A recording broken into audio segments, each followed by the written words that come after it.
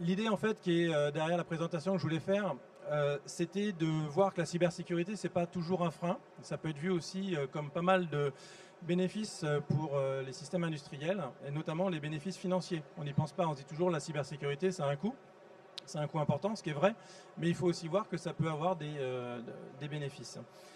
En termes de réglementation, donc il y a des réglementations qui sont en train d'arriver, vous ne les avez pas ratées. Il y a le NIS 2 qui arrive, qui va avoir plutôt un impact sur les entreprises au niveau organisationnel. Il y a le règlement machine qui va arriver, qui est extrêmement important, hein, qui va imposer tout un tas de contraintes cyber sur les machines pour qu'elles soient conformes au règlement européen. Et puis il y a le Cyber Resilience Act qui va lui plutôt être, je dirais, destiné aux équipements, donc qui vont composer les machines et les systèmes. Donc c'est plutôt les logiciels, les automates qui vont être intégrés dans les machines. Certaines machines sont aussi, je dirais, doivent être conformes au CRA. Et le côté intéressant de tout ça, c'est que toutes ces réglementations, elles arrivent à peu près en même temps.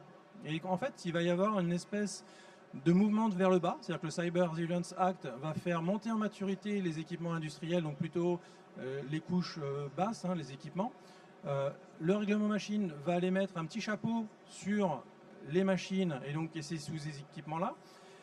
Et NIS 2 va aller globalement demander à toute l'organisation d'avoir un certain niveau de cybersécurité.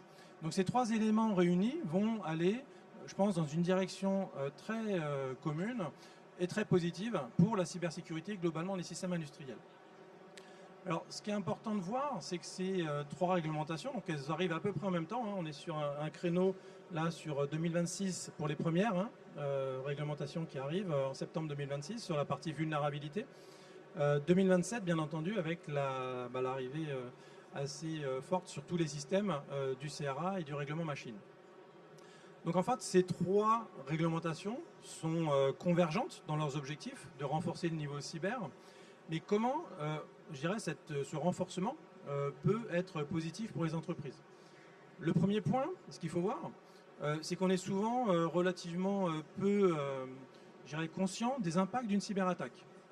Certains d'entre vous ont peut-être déjà vécu une cyberattaque, mais chez mes clients aujourd'hui qui se font attaquer, ils se retrouvent avec souvent des arrêts de production qui sont en moyenne de 5 semaines. Donc il y a des industries dans lesquelles 5 semaines d'arrêt de production total ou partiel, c'est catastrophique, tout simplement. Hein. Enfin, je pense à des domaines comme l'agroalimentaire, hein, une chaîne de production agro impactée pendant 5 semaines, c'est une perte financière qui est monstrueuse. Déjà, de ce côté-là, on peut dire la cyber va protéger contre ce type d'attaque, d'accord? Donc peut, globalement, limiter les impacts économiques d'une cyberattaque. C'est un peu la base, mais il faut quand même le dire.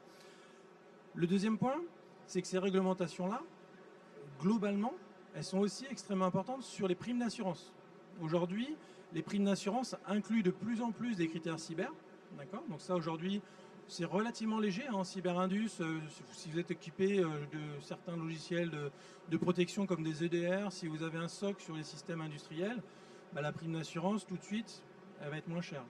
Ça, il faut savoir quand même globalement que c'est en train de se vraiment durcir de plus en plus, que les assurances sont de plus en plus précises dans leur questionnaire, et d'avoir aujourd'hui une preuve via la réglementation de ce que vous avez fait. Vous avez en effet, je dirais, une conformité aux trois réglementations que je viens de citer, les primes d'assurance vont être moins chères. D'accord? Donc là encore, c'est de l'économie que vous allez avoir grâce à ça.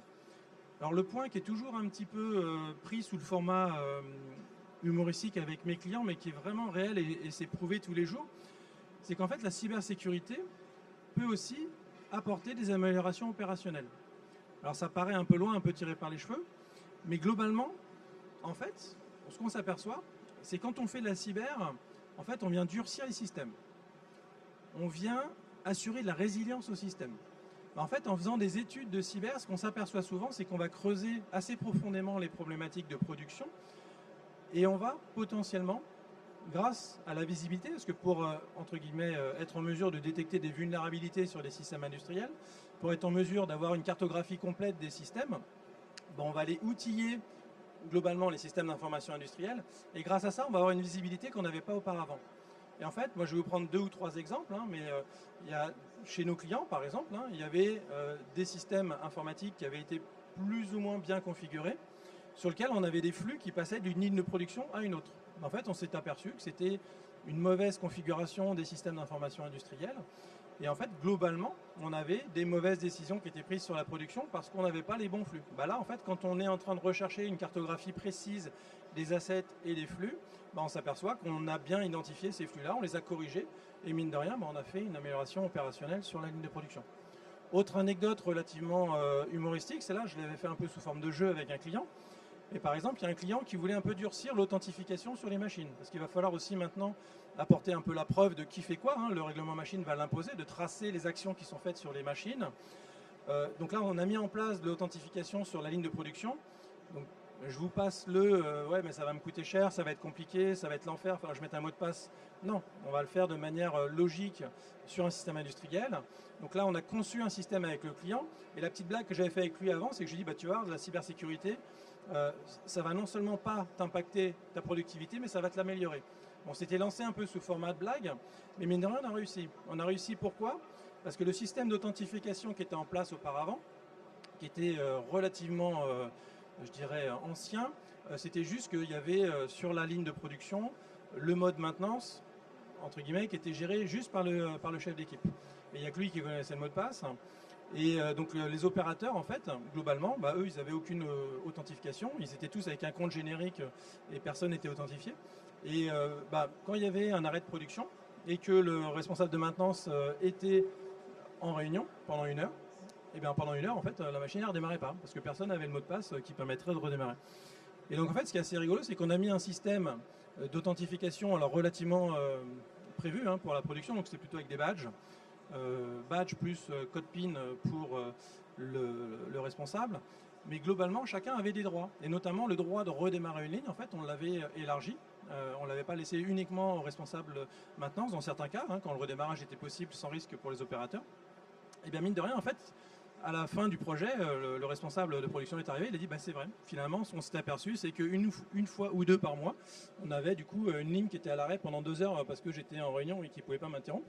Et maintenant, bah, on ne l'a plus, cet arrêt de production. Donc c'est un petit peu anecdotique, mais c'est quand même le point qu'il faut aussi avoir en tête, c'est quand on va faire une intervention pour améliorer la résilience et la cybersécurité des installations, eh bien en fait, bah, il ne faut pas hésiter à aussi toujours avoir en tête le cas métier et puis bah, de potentiellement être en mesure d'apporter toujours un côté positif. Donc jamais voir la cyber comme une contrainte, mais le voir comme un bénéfice. Alors après, en termes, j'avais d'autres arguments que j'ai plus en tête. Je suis désolé, le support me manque un petit peu là. Je suis un peu arrivé au bout de mes arguments. Mais pour peut-être passer aux questions-réponses. Bon, désolé pour la qualité de l'intervention. Hein. J'avais tout préparé en slide. C'est plus compliqué sans slide. Il y a des détails un peu sur le CRA, sur le règlement machine et sur NIS 2. Si vous avez des questions, n'hésitez pas. Il reste 3 minutes. Par rapport au CRA, quels impacts il va y avoir sur la documentation? Alors, sur la documentation... Interne et externe, je veux dire. Ouais, interne et externe. Alors, c'est une bonne question. En fait, le CRA, en termes de... Je trouve qu'il est assez vague hein, sur la partie documentation. Il n'y a pas grand-chose. Un peu comme le règlement machine, en fait, moi, ce qui m'embête, c'est que le CRA, il s'occupe plutôt des produits cyber à la base. Hein, c'était son objectif.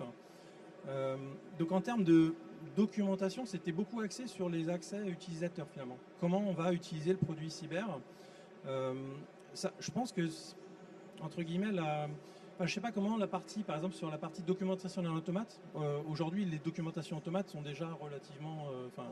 vous achetez un produit, un automate, il est documenté, il est à jour. C'est plutôt un des domaines qui est plutôt mature, cette documentation sur les produits. Le CRA, c'est pour tous les logiciels, en fait. Logiciel et matériel. Hein, et matériel. Oui. Donc, je sais qu'il y a la documentation du développement, tout ce qui est technique qui doit être documenté. Ouais. Et je voulais savoir si en externe, sur les conditions de vente, sur les infos à donner aux clients B2B, s'il y avait des mentions. Non, j'ai pas ce niveau de détail. Un point qu'il faut signaler quand même sur le CRA, vous parlez de documentation par exemple, hein, entre le CRA et le règlement machine, un point clé qui est important, c'est que c'est des règlements qui sont européens. Souvent, les fournisseurs, hein, que ce soit de logiciels ou de matériel, c'est des gens qui sont plutôt sur un marché global, qui ne fournissent pas que leurs clients européens. Et donc, ce qui est assez important là-dessus, c'est aussi de se dire sur quelles normes on va pouvoir se reposer. Et moi, je vois les grands fabricants d'automates, je ne sais pas s'il y en a dans la salle, ils sont à côté ici, mais souvent, ils vont plutôt se reposer sur des normes comme la 62443, et notamment sur la partie développement, documentation, sur une des normes de la 62443 qui va être entre guillemets liée au cycle de développement du produit lui-même. D'accord, la façon de documenter, ses vulnérabilités. Et ça, je dirais qu'aujourd'hui, moi, ma recommandation, c'est que le CRA, par rapport à ça, c'est qu'en fait, il faut plutôt l'attaquer sous l'angle 62443 pour les produits industriels. Si vous répondez, en fait, la 62443, c'est quand même une norme qui va permettre de répondre très bien au CRA et qui va aussi permettre de répondre au règlement machine. Et franchement, aujourd'hui, chez mes clients, on part toujours de cette norme-là comme base. Il y a quelques points de la norme qui ne sont pas couverts, mais très peu en fait.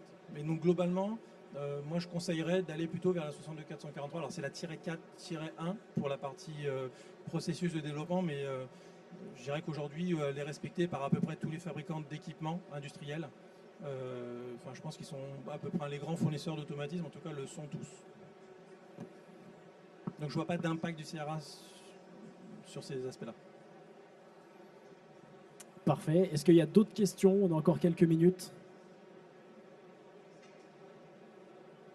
Il y a un point clé, alors peut-être pour conclure, donc désolé pour la qualité de l'intervention aujourd'hui, je n'ai pas l'habitude d'être dans ces conditions, merci.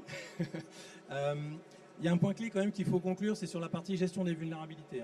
Aujourd'hui, c'est ce qui est très très largement sous-estimé, que ce soit dans le Cyber Resilience Act ou dans le règlement machine ou dans NIS 2. En fait, c'est ce qui arrive le plus vite. C'est le 11 septembre 2026 qu'il va falloir être en mesure de gérer, entre guillemets, la communication autour des vulnérabilités. Aujourd'hui, très honnêtement, il n'y a pratiquement aucun de mes clients qui est prêt. C'est largement sous-estimé et c'est la première chose qui arrive. Donc ça, en fait, aujourd'hui, les fabricants d'automatisme, par exemple, les Schneider, les Siemens et autres, ils sont très matures par rapport à ça. Par contre, derrière, est-ce que les fabricants de machines, eux, sont matures par rapport à comment je gère les vulnérabilités qui sont dans les automates ou les équipements que j'installe dans mes machines? La réponse, elle est non. D'accord ? Et la question d'après, c'est comment l'utilisateur final, lui, qui a son système, il va gérer ses vulnérabilités. Il ne les connaît même pas. Il sait les machines qu'il a installées. Des fois, il ne sait même pas quel type de composants sont à l'intérieur de sa machine. Et le fournisseur du composant lui-même ne sait pas par qui la machine a été achetée. D'accord ? Donc là, il y a une chaîne à créer en termes de gestion de la vulnérabilité qui est hyper importante. D'accord ? Et donc là-dessus, moi, c'est le conseil que je donnerais sur ces trois réglementations. C'est assez rapidement, mais quand je dis assez rapidement, c'est pas trop tard, mais presque déjà, parce que pour être prêt au mois de septembre 2026, il va falloir s'accrocher. Mais c'est déjà de voir comment je vais gérer mes vulnérabilités, comment je fais la veille de mes vulnérabilités, comment déjà je connais quels sont les composants constituant mon usine, et comment après, une fois qu'une vulnérabilité, j'arrive à l'identifier, comment je la traite. Et ça, il y a un chantier qui est assez phénoménal. Moi, je dirais que c'est un chantier qui est plutôt sur du long terme, on est plutôt sur de 2-3 ans. Donc nous, côté Advance, aujourd'hui, on a une assez forte orientation vers ce qu'on appelle le VOC, donc c'est le Vulnerability Operation Center. Donc c'est vraiment un centre dédié à la gestion de vulnérabilité chez nos clients, donc qui permet d'identifier les vulnérabilités et puis derrière d'apporter un traitement. Et c'est compliqué, c'est vraiment le côté compliqué parce qu'une vulnérabilité dans un composant, par exemple, je vais vous donner juste un exemple très concret que j'ai traité il y a 2 semaines dans une usine de traitement des eaux. On a détecté, grâce au système de détection réseau qu'on a mis sur le réseau, qu'il y avait un des switches qui était extrêmement vulnérable. Alors quand je dis extrêmement vulnérable, c'est que c'est une vulnérabilité avec un CVSS, le score A10. En Indus, on en trouve beaucoup. Et une vulnérabilité largement exploitée aujourd'hui dans le monde. Donc là, le score le plus élevé, une vulnérabilité en rouge critique, en fait, globalement, cette usine, le responsable de maintenance m'explique qu'ils n'ont pas d'arrêt prévu avant 2028. Donc comment on va gérer avant 2028 cette vulnérabilité dans ce switch qui est quand même assez cœur, ça c'est un vrai sujet. Merci beaucoup en tout cas et encore désolé pour tous ces désagréments techniques, bravo. Désolé.